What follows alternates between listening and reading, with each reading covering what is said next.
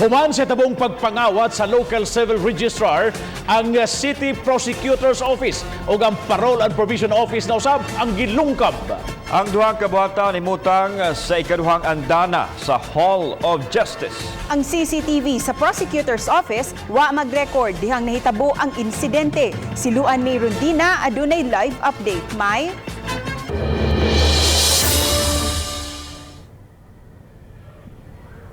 Bob Lances kinina ang ikatulong opisina haduol sa Lapu-Lapu City Hall nga na biktima sa pagpanglungkab.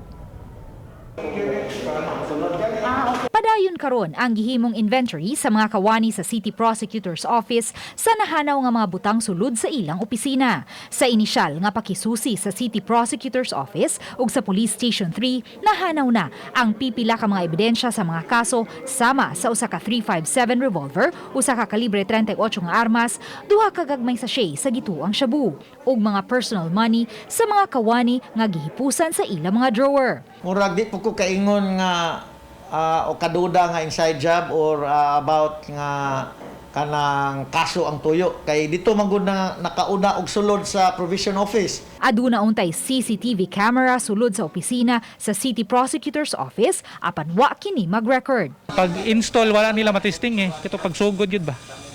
Pag subutang sa CCTV. Although maka monitor si fiscal sa kuan pero why recording lagi? Dismayado si City Prosecutor Rosso Zaragoza nganong wa mag-record ang CCTV kay 8 ka buwan pa lang kining na-install ug may SD card pa.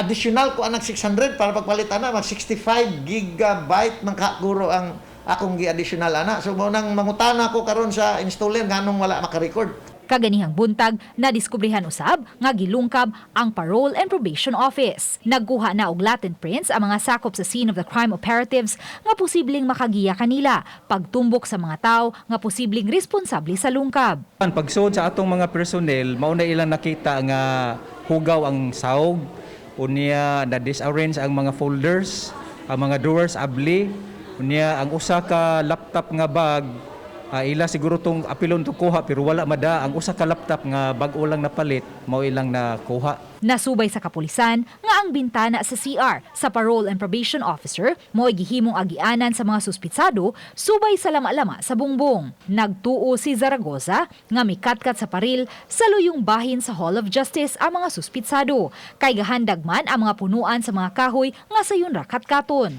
Nahanaw ang laptop, usa ka DSLR camera, usa ka digicam ug 1,700 pesos nga personal money. Usa sa gituho ang target sa pagpanglungkab kining Public Attorney's Office gani dayag nga giswayan pagguba ang lock sa pultahan dinhi apan wala magmalampuson ang mga suspitsado kay intact pa ang lock sa maong buhatan. Ang Public Attorney's Office pipila lang katikang sa City Prosecutor's Office ug sa Parole and Probation Office nga mga nabiktima sa pagpanglungkab. Apan walay CCTV dinhi sa second floor nga makahatag unta og giya sukun kinsa ang mga responsable.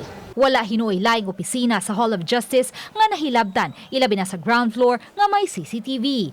Nahimutang ang Hall of Justice tapad sa SWAT office ug pipila lang katikang sa Lapu-Lapu City Police Office. Busa na dismaya ang mayor sa hitabo. Akong ingnan ang ato ang kapulisan nga pugtan nila no kay dako kayong tamparos no especially on the karong last nga hitabo nga it's in front of the SWAT building. Bob Lances, subay niini gimanduan sa mayor ang mga sakop sa Station 3 sa pagsulbad sa labing awahing insidente sa pagpanglungkab karong adlaw.